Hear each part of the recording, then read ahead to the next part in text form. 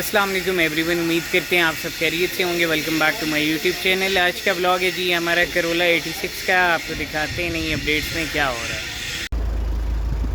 ये 185-55 है, तो हम इसकी जगह 185-60 लगा लेंगे तो तकरीबन वो वाली शक्ल बन जाएगी। साइज़ ये हमारा 15 लगा हुआ है। रिम ये थाईलैंड का है,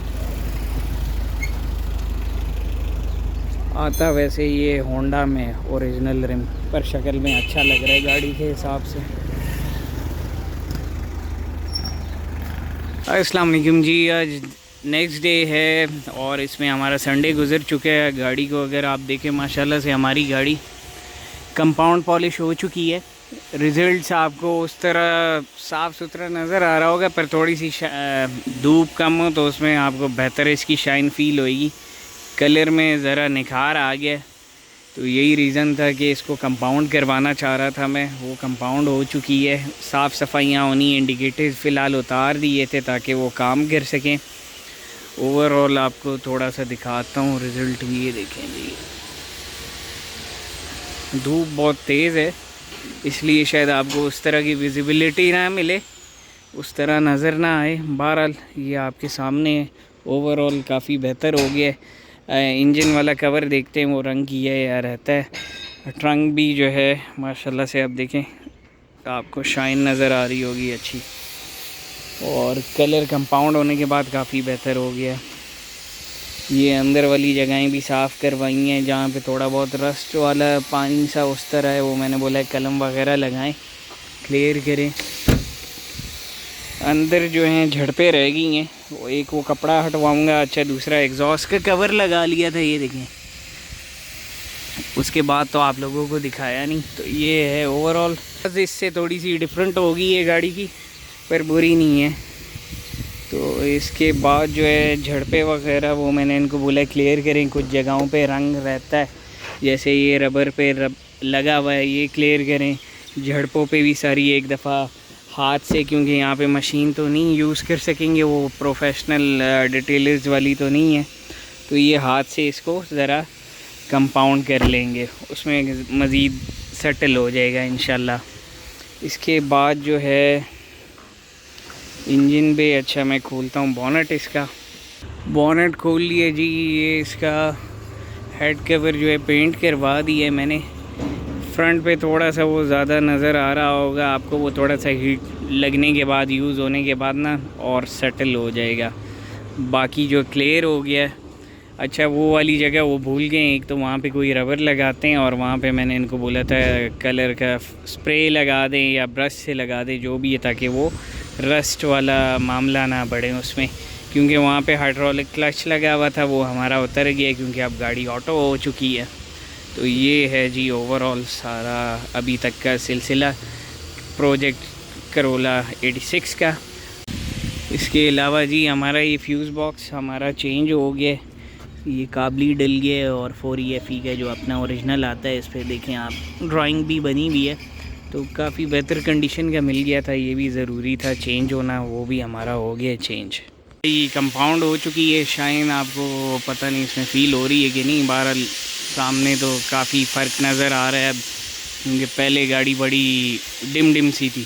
तो जी अभी हम आए हैं पिंडी, और ये अच्छा है कि हरी भाई साथ थे, पर फिर भी हमें एक वर्कशॉप का सहारा लेना पड़ा। ये है कि इसकी दोनों जो फ्रंट वाले व्हील्स हैं हमारे, वो गर्म हो रहे हैं, जाम हो रहे हैं। गाड़ी थोड़ा टेम्परेचर ओवर ले गई थी, वो खैर उसकी वजह नहीं थी, क्योंकि दोनों व्हील जाम थे, उसकी वजह से जब गाड़ी चल रही थी तो वो हीट हो रही थी। तो अभी उसको देख रहे हैं, इस मसले को हल करते हैं, तो फिर जाते हैं। इसका रिम टायर का काम करना है, एग्जॉस्ट का काम करना है, इसका ये इनटेक वाला पाइप जो है ये भी चेंज करना है, ये क्योंकि इसमें बहुत ज़्यादा बेंड है, और एक होल भी है दूसरी साइड में। पिंडी से तो जी हम भाग आए हैं अपनी वर्कशॉप पे, और दूसरा ये है कि वसीम भाई भी आ रहे हैं सामने से। वायरिंग का जो काम है तकरीबन हमारा क्लियर है।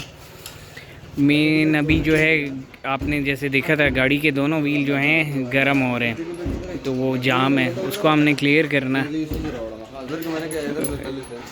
व्हील जाम हो रहे हैं, अभी उसको चेक करते हैं। और आगे से एक आवाज़ आ रही है, वो चेक कर लेगा अपना वलीद।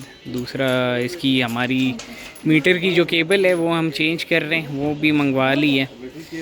वो चेंज करने का रीज़न ये है कि हमारी स्पीड मीटर की जो स्पीड वाली सुई है वो बीच में फंस रही थी। फिर हमने चेक किया तो वसीम भाई ने सजेशन दी कि आप केबल इसकी न्यू डाल दें, तो वो भी आती, वो भी लगाते हैं। आज तो जी रोज़ा लग रहा है और धूप है, गर्मी भी है। अच्छा 86 का ये कि इसकी ब्रेक जो पाइपलाइंस हैं, जो ये रबर वाली लाइंस आती हैं, वो एक तो ख़राब है, ठीक है, उससे सही पास नहीं हो रहा। दूसरा जाहिर सी बात है गाड़ी पहले मैनुअल थी, अब ऑटो हुई है, तो ये थोड़े से इश्यूज़ आ जाते हैं। इसके अलावा जो इसका पिस्टन है कैलिपर का, वो ज़रा जो है प्रॉपर वर्क नहीं कर रहा, वो भी फंस रहा है। तो उसकी जो किट होती है, रबर की वॉशल्स होती हैं, वो मंगवाई है वलीद, वो लेने गया हुआ है। पाइप्स अभी हम रिप्लेस कर रहे हैं। और इसकी मीटर वाली केबल आ गई है, ये जी इसकी ब्रांड न्यू मीटर वाली केबल है। पर ये एक दफ़ा मैं वापस भिजवाऊँगा, दूसरी मंगवाएंगे, क्योंकि इसकी ये आप देखें अंदर जो वायर है थोड़ा सा इस पर रस्ट सा आया हुआ है, तो वो इतना बेहतर परफॉर्म नहीं करेगी, फ्लक्चुएट करती रहेगी। तो अगर ये इस तरह करती रहेगी तो फिर फ़ायदा कोई नहीं है। तो जी आज नेक्स्ट डे, और इसके अंदर एयर इनटेक वाला पाइप हमारा आया था, पर वो फिट नहीं हो सका क्योंकि वो नहीं है, उसकी डायरेक्शंस इसके इक्विवेलेंट नहीं है। तो अब ये है कि लड़के को पुराना पाइप देंगे साथ, वो जाके ढूंढ ले तो इंशाल्लाह मिल जाएगा, वो लगा लेंगे। दूसरा अभी इसके लिए ब्रेक ऑयल लेके आए हैं, ब्रेक अभी ब्लीड कर रहे हैं। साथ जो कैलिपर में उसकी पिस्टन के रिंग आते हैं वो डाल दिए, चेंज किए हैं। एक साइड का हो गया, दूसरी साइड का वलीद पैक कर रहा है, ये हो जाए तो फिर हम जाते हैं अपना सुल्तान की कुएं। दूसरा इसका रेडिएटर का जो कैप है, पानी कम हो रहा था रेडिएटर में, वो मैंने चेंज कर दिया है। ओरिजिनल जो इस पे लगा हुआ था वो मैंने ग्लव बॉक्स में रख दिया, संभाल दिया। बाकी अब चलेगी मज़ीद, तो देखते हैं क्या सिनेरियोज़ हैं। उम्मीद है क्लियर हो जाएगा, वरना अदरवाइज़ चला के थोड़ा सा पता चलेगा। वरना फिर यही है कि फिर इसके कैलिपर और तवे हमें चेंज करने पड़ेंगे, डबल प्लेट वाली तवे, डबल प्लेट वाले, और कैलिपर भी इसके बड़े डलेंगे। अभी 18 साइज़ है, तो फिर 20 या 22 नंबर लगेगा। तो जी वर्कशॉप से हम निकल आए हैं, और सबसे बड़ी मुश्किल टास्क यही होती है मेरा ख्याल कि रमज़ान में धूप में बाहर निकलना और बाहर के काम करवाना। असल में मेन इशू ये रहता है ज़्यादातर कि आस पास नहीं है। H13 एक कोना है, फिर पिंडी में आपको कोई काम है, I10 कोई काम है, तो अच्छा खासा आपका किलोमीटर्स में आ जाता है। तो एक तो ये कि अभी आपको स्पीड मीटर चलता हुआ नहीं नज़र आ रहा होगा, उसकी केबल हमने चेंज करनी है, नई केबल आ गई भी है, वो लगा लेंगे। और इसके अलावा जो है गाड़ी में जो ब्रेकिंग का इशू आ रहा था, जो गाड़ी बीच में हमारी बात रह गई थी क्योंकि रिकॉर्डिंग मैक्सिमम पे आ गई थी। बहरहाल अभी मैं रुक गया हूँ और अभी मज़ीद आगे हम जा रहे हैं। अभी हम जा रहे हैं रिम टायर का काम करने, और दूसरा ये है कि जी साथ चलते भी हैं। स्टार्ट होगी गाड़ी, निकलते हैं मज़ीद आगे अपनी मंजिल की तरफ, रिम टायर का काम करवाते हैं। उसके अलावा जी हमने क्या करना है, एग्जॉस्ट का काम कराना है। अच्छा जी, रिम जो हमारे जाम हो रहे थे उसकी वजह से अगर आप फ्यूल को देखें, हमारा मीटर अभी चला है 81, और आप फ्यूल को देखें बिल्कुल वापस एंड पे आ गया। मसला ये है कि ब्रेक जाम थी, उस पर चली है गाड़ी, तो पेट्रोल की कंजप्शन काफ़ी ज़्यादा ही एक्सट्रीम किस्म का पेट्रोल पी गई है। अब अल्लाह करे खैर, अब क्लियर हो गया तो अब पता चलेगा क्या है। बाकी इसके अलावा जो अब है फ़िलहाल ब्रेकिंग का मज़ा नहीं आ रहा। तो सबसे पहली चीज़ तो इसमें या तो तवे की रिप्लेसमेंट और कैलिपर की करनी पड़ेगी, और उसके बाद अगर हम करते हैं तो फिर हमें सरवा चेंज करना पड़ेगा।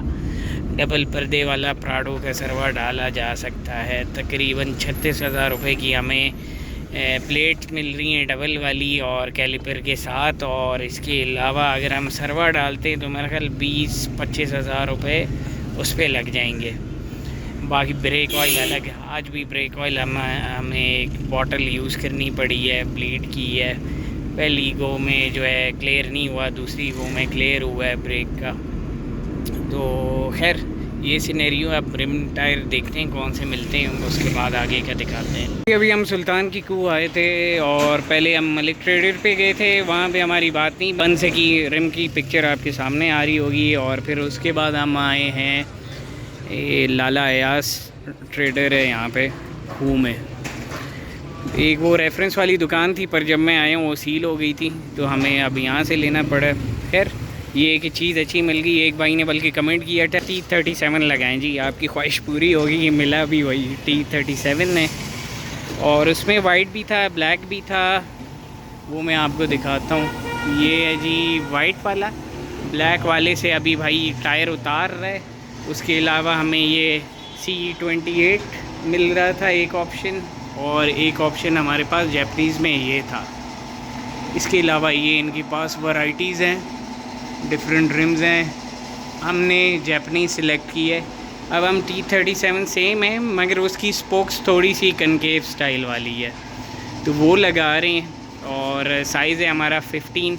टायर हम ब्रांड न्यू डाल रहे हैं। पहले हम उसमें ले रहे थे उनसे काबली टायर, पर वो दिल्ली माना दिल्ली में, तो फिर मैंने बोला हम नया लगाते हैं, हम काबली नहीं लगाएंगे। ये वाला टायर हम लगा रहे हैं। अच्छा, ये अब मलेशियन इंपोर्ट वाला टायर है रोटेला का, जो अब इस पर स्टिकर डिफरेंट आता है इंपोर्ट का, वो इनने मुझे दिखाया है, समझाया है उसके हवाले से। और एक ये अब इसके ऊपर देख रहे हैं बैजिंग वगैरह डिफरेंट है। ये भी रोटेला ही है, वो भी रोटेला है, मगर वो डिफरेंट है, ये डिफरेंट है। खैर उसकी गुड्डी वगैरह भी अगर आप उस तरह फील करें, रबर वगैरह सॉफ्ट टायर है।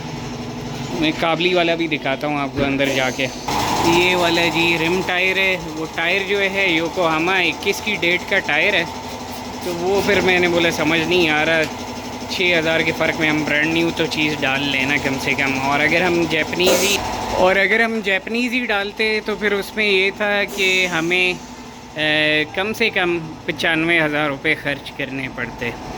तो अभी ये कि हमारा पुराना रिम टायर, पुराना रिम का सेट वो एडजस्ट हो रहा है, बाकी हमने इनको ऊपर जो है पे करना है।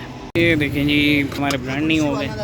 ये इसकी लाइन नज़र आ रही होगी आपको, वाइट रेड। बाकी डेट मैंने चेक कर ली है, 25 की डेट है। और बाकी अभी कह रहे थे मैं आपको कैलिपर वगैरह स्प्रे कर देता हूँ, पर ठीक है सही है, पेंट पहले भी हुए में। बस अभी ये फिटिंग कर रहे हैं। टाइम हमारे ये जाने वाला है, टाइम ख़त्म हो गया, तो रोज़ा खुलने वाला है ऑलमोस्ट। इफ्तारी का टाइम हो गया, ये देखें 5-6 मिनट है, आज इफ्तारी बाहर ही होगी। रिम टायर तो हमने चेंज करवा लिए हैं। उसके बाद अभी हम देर हो गई है। एक भाई का कमेंट था कि रिज़ल्ट ज़रूर दिखाएं शीशे के। अभी शीशा काफ़ी गंदा है, पर फिर भी मेन रिज़ल्ट तो यही देखना था कि यहाँ पे लाइट फैल ना रही हो। तो मेरे ख्याल जितनी लाइट्स आ रही हैं सामने से समझ आ रही होगी आपको, तो लाइट जो है प्रॉपर हो गई है, फैल नहीं रही। पहले रिंकल से आ रहे थे, वो हमारा ख़त्म हो गया मामला। तो बाकी सो फार रिज़ल्ट्स अच्छे हैं। रिम टायर डालने से गाड़ी काफ़ी बेहतर हो गई है। पहले इधर उधर जा रही थी, वो काफ़ी हद तक थम गया है मसला हमारा। बाकी इंशाल्लाह सुबह कंटिन्यू करते हैं। अभी कोई इतनी असल में कैमरा है में साथ स्टेबलाइज़र ऑन है, तो उसमें जो है लाइट इतनी क्लियर नहीं आ रही। ये जैसे अब देखें, पता नहीं अब कैमरे में कैसा नज़र आ रहा है। बहरहाल जो कैमरे में नज़र आ रहा है उससे बहुत बेहतर रिज़ल्ट्स हैं सामने इन लाइफ जो चला के समझ आ रही है।